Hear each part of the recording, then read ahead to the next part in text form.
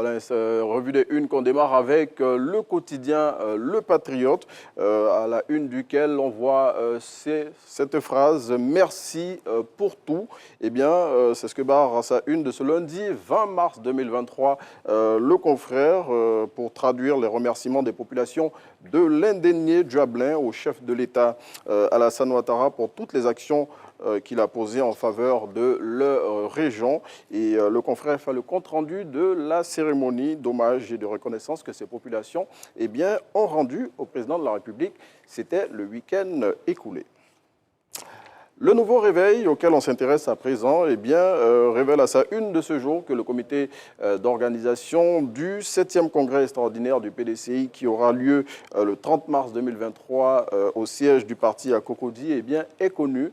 Selon le confrère, tous les organes exécutifs de ce congrès exécutif sont prêts et opérationnels. Soir Info indique à sa une de ce jour que les incendies de véhicules dans les villes de Bouna et d'Oropo qui ont été enregistrés dans ces deux localités depuis le mois d'octobre 2022, les suspects de ces incendies ont été arrêtés.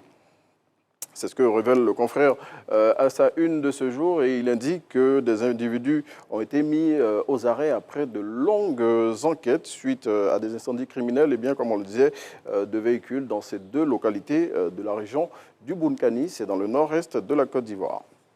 Et puis, on referme la revue des unes de ce jour, toujours avec Soir Info, qui révèle à sa une de ce jour que la traque aux transvasements illégaux de gaz dans le district d'Abidjan continue, traque initiée par le ministère des Mines et de l'Énergie depuis plusieurs mois. Et selon le confrère, cette opération de traque a permis de saisir en un mois 7341 bouteilles de gaz et d'interpeller plusieurs suspects.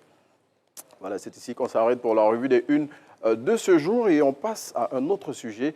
Celui-là, c'est Instant Vérité. Vous le savez, tous les lundis, on vous propose l'interview de référence dans votre émission. Et aujourd'hui, pour cette interview de référence, bien évidemment, on va parler d'un sujet qui est relatif au mois de mars.